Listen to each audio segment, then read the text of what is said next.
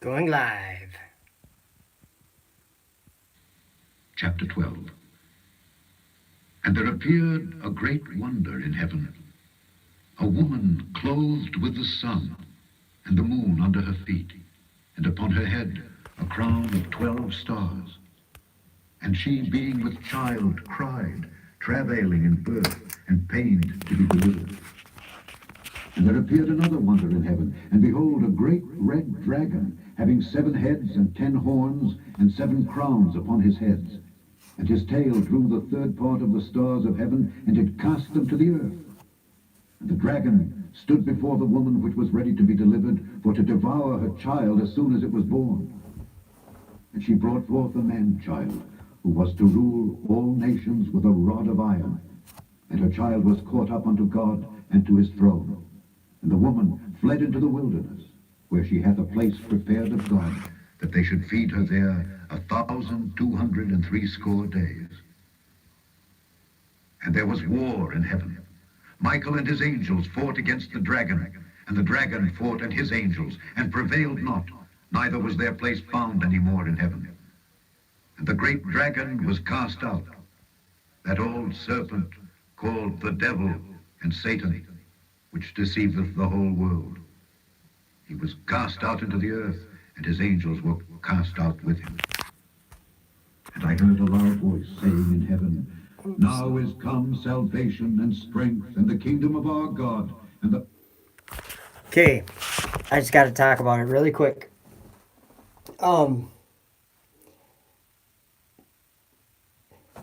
Revelation 12.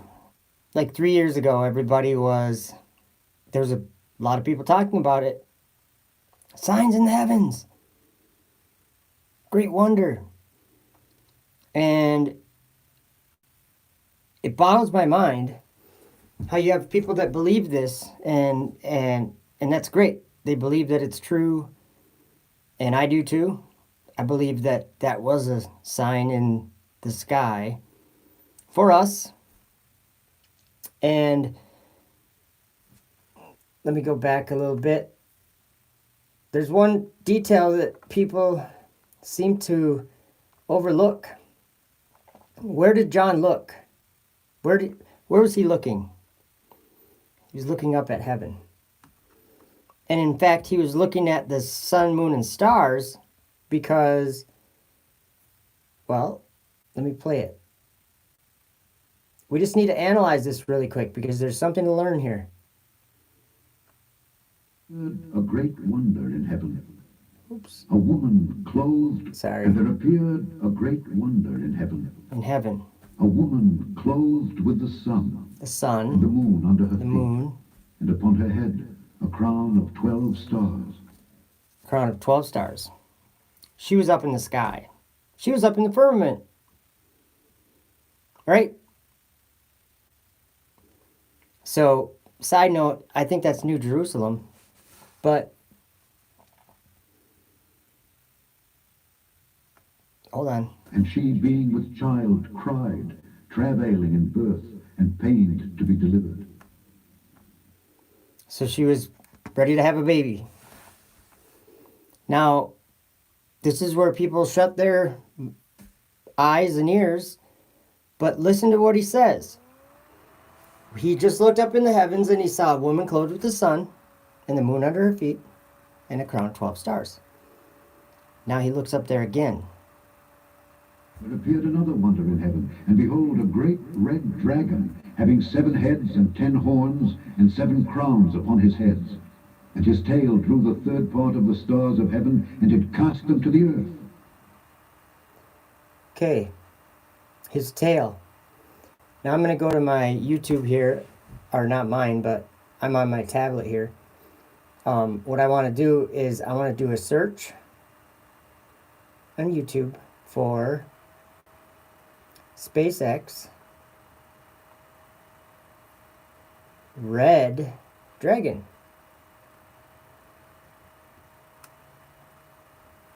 Here. All right. How will a red dragon land on Mars? 4 years ago. Red Dragon Mars concept. New spacecraft, the Dragon XL. Oh, here. Let's click on the Wikipedia article. Red Dragon was a 2011 to 2017 concept for using an uncrewed SpaceX Dragon 2 capsule for low-cost Mars lander missions to be launched using Falcon Heavy rockets. The primary objective of the initial... You know what? Daniel saw and described that vehicle. And John, we just listened, he said he saw a wonder in heaven of a great red dragon. And it had 7 crowns, I think. This thing can have 7 passengers. Astronauts, whatever. So that's interesting. That's interesting stuff. I did a Google search, and I was going to share it with you on my live video, but it just didn't work out. I did a Google search for, what was it? Well, I did SpaceX Red Dragon, and you get all the Mars mission stuff. But what else was it? I just lost my train of thought. Oh, I Googled Revelation 12 Dragon. Not a single thing that I saw was about SpaceX Dragon. You know how troubling that is to me? Because it's actually not troubling. It's actually a good thing. Because it means that things are being fulfilled and people don't even know about it. They don't even understand the times.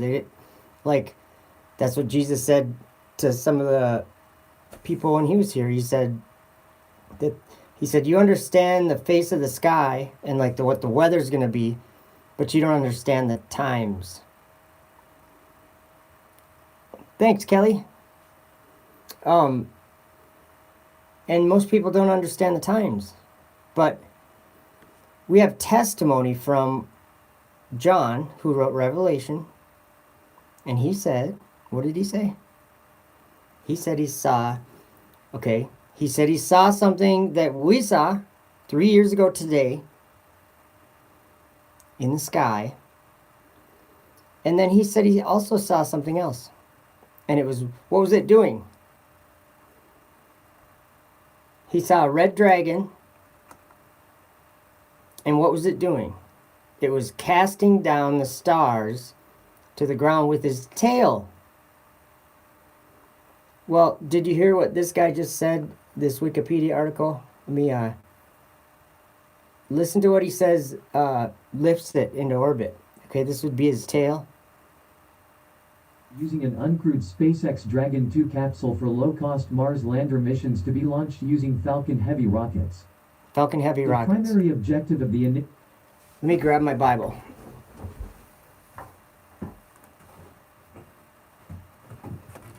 Do you guys want me to read Daniel's description of a Falcon Heavy launch? First of all, let me show you guys a picture of Falcon Heavy, just so you know what it looks like. I'm going to just do another search on my YouTube here, or on YouTube. Oops. Okay, let's see here. SpaceX Falcon Heavy. Okay. So we're just going to look at the test flight. Sorry. Oops, let me just turn the volume down. Okay, so it's 3 boosters. It's three Falcon 9 rockets boosted or strapped together. Let me fast forward just a little bit. Okay, do you see it there? The mission proceeds very much like a standard Falcon 9 flight. Okay, we're just going to pause it. And, okay, so what that is it's a rocket that has 3 boosters on the bottom. Those are what lift it up. And then that center part, the part that sticks up in the center, that's like the payload and the second stage. So after those, what happens is it goes up and then two of the boosters fall off, they separate, and they fall back, they come back to Earth and land. And the center one then continues on, and then it separates and breaks, and then there's another engine in the very front that it's the second stage, and that one goes, and the center booster goes back down and lands. Okay, I'm just telling you how it works, because Daniel told me how it works before I really knew how it worked, or what I knew before I knew the stage separations. And all you have to do is just put yourself back in Daniel's time.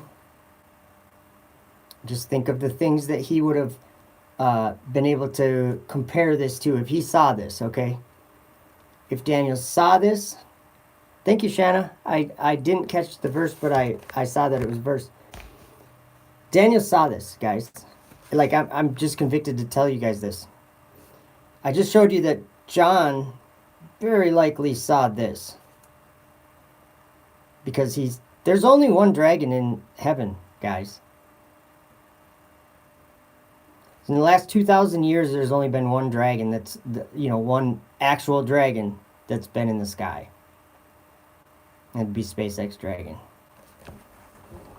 So, people would say it's an interpretation, and I would say no, it's a fulfillment. It's an observation. It's tangible. It's something real. Okay, so Daniel has a vision. And I want to explain to you that he sees this. He watches this rocket launch. And this is the way that I believe he describes it. I might stop and add a little bit of my description. In the 3rd year of the reign of King Belshazzar, this is Daniel chapter 8. A vision appeared unto me, even unto me Daniel, after that which appeared unto me at the first, in chapter 7. And I saw in a vision, so he saw it. Like, I'm sorry if I'm going to be like a little repetitive with the seeing and beholding and vision and anything that has to do with your eyes and seeing something. That's what Daniel is continually saying throughout this whole vision. And I saw in a vision, and it came to pass when I saw that I was at Shushan in the palace, which is in the province of Elam. And I saw in a vision, and I was by the river of Ulai. Then I lifted up my eyes and saw. This is a testimony, you guys. This is nothing to interpret.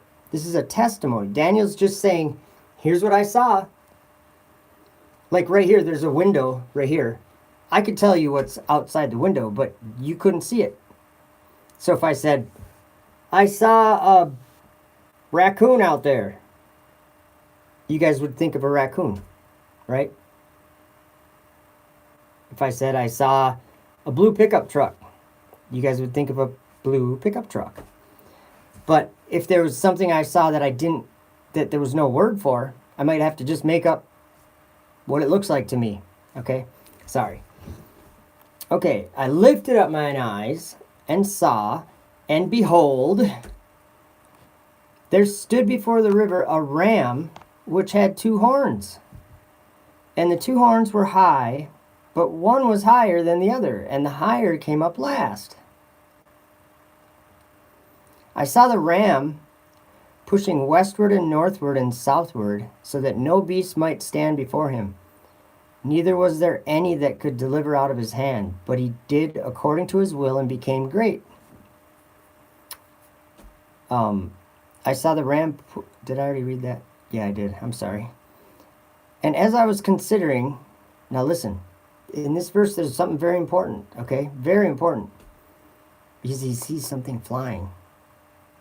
But he says it kind of in a different way, but there's only one, he sees it flying. And as I was considering, behold, an he-goat, a goat, came from the west on the face of the whole earth, and touched not the ground. And the goat had a notable horn between his eyes. And he came to the ram that had 2 horns, which I had seen standing before the river, and ran unto him in the fury of his power. And I saw him come close unto the ram, and he was moved with choler against him, and smote the ram, and brake his 2 horns, and there was no power in the ram to stand before him. But he cast him down to the ground, and stamped upon him, and there was none that could deliver the ram out of his hand. Therefore the he-goat waxed very great, and when he was strong, the great horn was broken, and for it came up 4 notable ones toward the 4 winds of heaven. And out of one of them came forth a little horn, which waxed exceeding great, toward the south, and toward the east, and toward the pleasant land. Now listen, this proves what this is, you guys, this verse right here, Daniel 8, verse 10. And it waxed great, even to the host of heaven. And it cast down some of the hosts and of the stars to the ground, and stamped upon them. Oh boy, do you guys realize what this is saying? Because listen to the next verse. Yea, he magnified himself even to the prince of the host. Do you know who that is? That's Michael, the archangel, the holy angel. Michael. He's the prince of the host. He magnified himself even to the prince of the host, and by him the daily sacrifice was taken away, and the place of his sanctuary was cast down. And listen, this is the dominion that Satan is given, you guys. Listen to this. And an host was given him against the daily sacrifice by reason of transgression. And it cast down the truth to the ground, and it practiced and prospered. So Daniel watched something, he called it a he-goat, with a notable horn between his eyes. He saw this. Hey Beck, how you doing? Good to see you. I got your message on Facebook, and that was, what's up with this world? Thanks for the link. So this daily sacrifice is being taken away, right? And so the next verse, in verse 13, it says, Then I heard one saint speaking to another saint, and another saint said unto that certain saint which spake, How long shall be the vision concerning the daily sacrifice, and the transgression of desolation, to give both the sanctuary and the host, that's up in the sky, guys, to be trodden underfoot? Well, that happens to work out really nice with what John's testimony tells us. Because John was told to measure the temple of God. That's up in the sky, guys. New Jerusalem. He was told to measure the temple of God, and them that worship therein. I'll just read it. Revelation 11, verse 1. And there was given me a reed like unto a rod, and the angel stood, saying, Rise, and measure the temple of God, and the altar, and them that worship therein. But the court which is without the temple leave out, and measure it not. For it is given unto the Gentiles, and the holy city, New Jerusalem, shall they tread underfoot 42 months. Like, I'm not exactly sure how this timing stuff works, but in these visions, these guys were told that there would be that the temple of God would be trodden underfoot for 42 months. In Daniel, it said that the daily sacrifice would be taken away and the sanctuary would be trodden underfoot.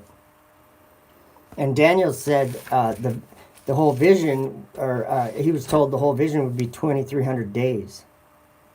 And then shall the sanctuary be cleansed. You guys know what that means? What's up in the sanctuary right now? Treading it underfoot. Just think about this. Starlink satellites, space station, Osiris Rex. That's a probe. So, I just know this. I just know that these are the kings of the earth. These are the spirits of the kings of the Medes, or Media, Persia, and Grecia. And this is how they've manifested. So, yeah, the beasts in the Bible, they have nothing to do with the stupid Roman Catholic Church. They have nothing to do with anything. They were visual, and it's very clear what their testimony is. John, I'll show you another one. This one I talk about all the time. John saw something flying up into heaven and making fire come back down. Don't believe me? I'll read it. Revelation 13, verse 11. And I beheld another beast coming up out of the earth. What does that mean? Coming up out of the earth. It's not that difficult. It could be a tree, but trees don't come down from heaven, okay? Got to keep the context of it. Another beast coming up out of the earth, and he had 2 horns like a lamb, and he spake as a dragon. Falcon 9 lifts dragon into orbit, right?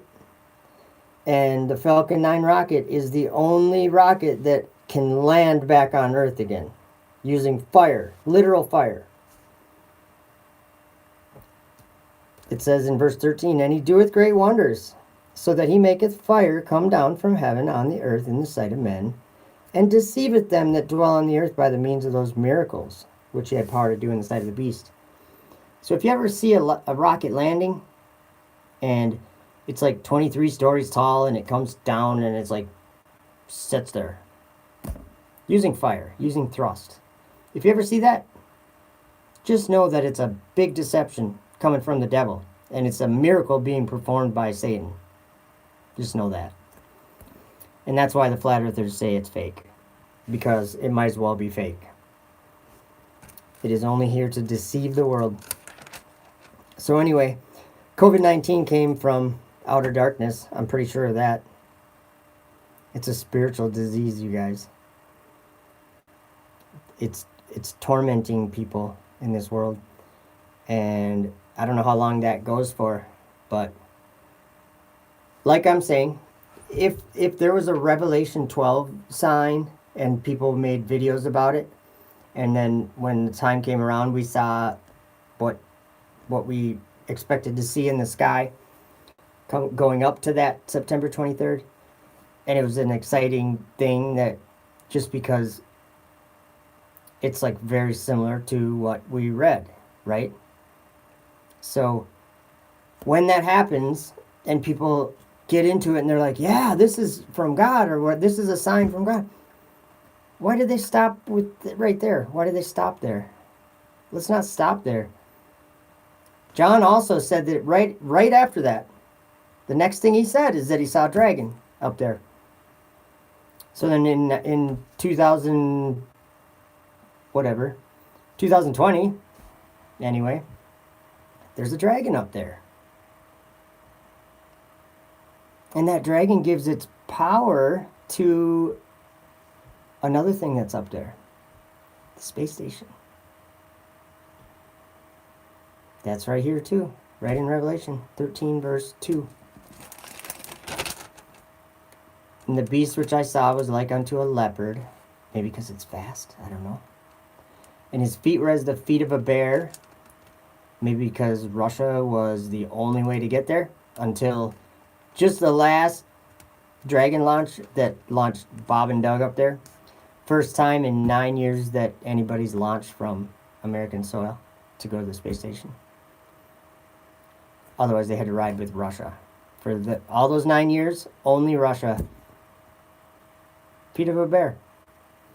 And his mouth as the mouth of a lion. I don't know what that means. And the dragon gave him his power and his seat and great authority. And then it says in verse 4, and they worshipped the dragon which gave power unto the beast.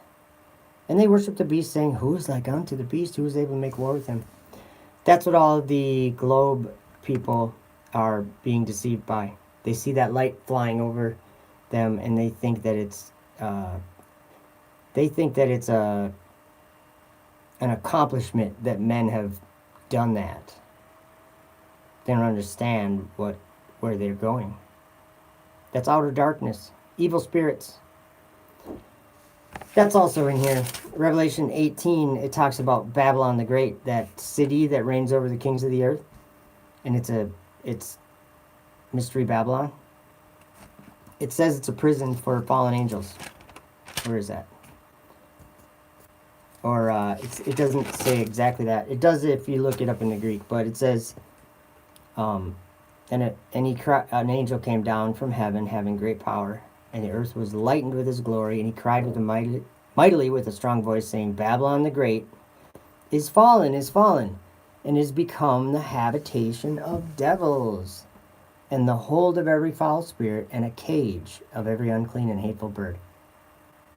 Sheol. You know, there's a lot of people really have a problem with the idea of Sheol being in the sky. Well, guys, it's always been in the sky. That's where darkness is. There's darkness upon the face of the deep. And the face of the deep is frozen, and the sun goes around and must melt it. That's why there's like a ice wall around the earth. That's why Antarctica is ice. That's the farthest you can go. Okay? The face of the deep, and there's darkness upon it. Biblical cosmology is important to understand. It really is. In Isaiah 14, verse 9, it says, hell from beneath is moved for thee, to meet thee at thy coming. It stirreth up the dead for thee, even all the chief ones of the earth. It hath raised up from their thrones all the kings of the nations. Yeah, and then Lucifer says in his heart, I will ascend into heaven, and I will exalt my throne above the stars of God. NASA says in their mission statement, we will ascend into heaven. We already have our throne above the stars of God. It's called the space station. And yes, they do say that. They just put out a video called Our Palace in the Sky. It was the ISS. Palace in the Sky. So, what did God do? He came down and confounded their language when they tried this last time. This time he's not going to do that. This time he's just going to let them destroy the earth. And that darkness is actually water. It's dark waters. They think it's a vacuum, but it's waters. It's celestial waters. And what Enoch was shown is that those waters, from these rockets going up and down, the kings of the earth going up and down, ascending and descending, that raises, or it changes the temperature of those waters. I'm not trying to say I understand this, but it changes the temperature of the waters. And then it says they don't know and won't believe that those waters will become an eternal fire that burns forever. It's called the lake of fire. Darkness up there. And it's going to fall down on the earth. It's going to be poured out like a flood on the earth. And it's just going to be thick darkness. No sun, no moon, no light. And burned up and melted with fervent heat eventually. Wow. So anyway, I'm going to get off of here. But I just wanted to remind everyone that... Oh wait, what is that verse? I don't even know if I'll be able to find it. Something about God is not slack on his promise or something like that. I don't even know where. I think it's in like 1st or 2nd Timothy or something. I don't remember where it is, and I could probably sit here forever and look for it. But yeah, I'm just gonna sit here and look for it.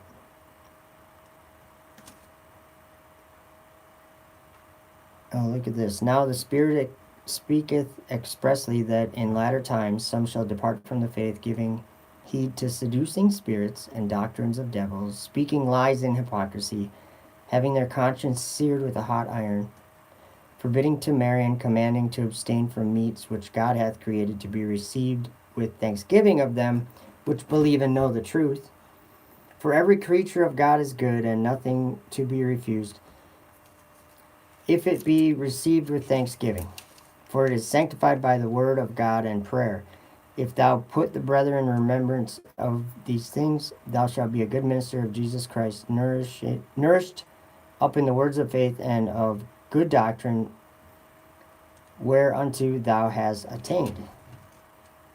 But refuse profane and old wives' fables, and exercise thyself rather unto godliness.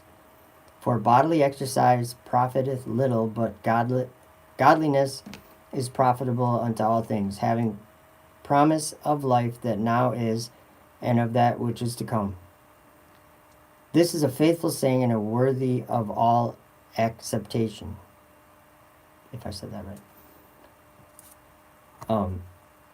This isn't really actually where I was even trying to read, but I was like reading it. So, but yeah, don't give up on the prophecies that, like, it's depressing to go, like, if you go to Google, you type in Revelation 12 dragon, you won't find any, web pages or anything that are mentioning SpaceX Dragon. Even though that's the only dragon up in the sky. What kind of world do we live in? Where are these people's heads? Like, I'm not saying I'm right. I'm saying this is something to take note of. There's a dragon up in the sky. John saw a dragon up in the sky. There hasn't been a dragon up in the sky since John wrote this book. Up until just now. Just recent. Okay? And it was a red dragon program that was... When that Revelation 12 sign happened 3 years ago today, that program was like an actual program with NASA and SpaceX. Red Dragon mission. Look it up on Wikipedia. Just type in SpaceX Red Dragon. You'll get all the information on it. It's just it makes me wonder what is going on. The same guy, Elon Musk, SpaceX. The same guy is the guy that owns the rockets that land back on Earth.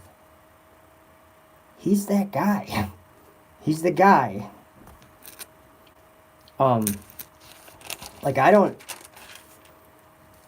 It's not an interpretation. It's a observation, and that's so important that people understand what that means. Let me think of an example. You plant a seed in the ground. You don't expect to see a plant come up immediately. It takes a little while, right? So, John planted a seed in the ground, and we didn't expect it to happen right away, and it didn't. And then one day, that seed starts coming up it pokes its head out of the ground. It manifests into reality. It's just a concept when it's just a seed. It's just a concept. You're putting it in the ground, and it's just, you expect it to grow, and that's all because of God, of course, but you expect it to grow. But it's not going to be like today. You plant it today, you're not going to be getting food off of tomatoes off of tomato plants today.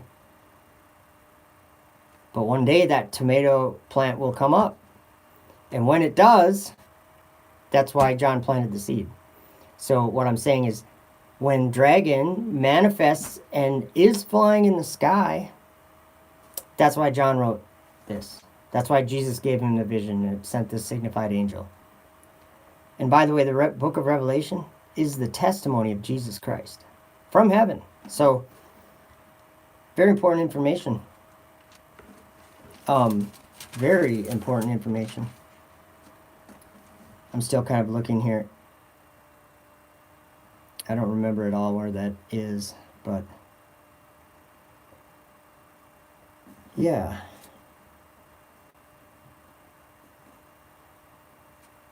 Anyway, I'll probably get out of here. I think I must have my chat turned off or something. I don't really know how to. Oh, there I see Kelly Lowry. Hiya, Parkway. God bless you. Hiya, Parkway. God bless you. Okay. Let me just show you something in 2 Peter. Because we were talking about Sheol or hell.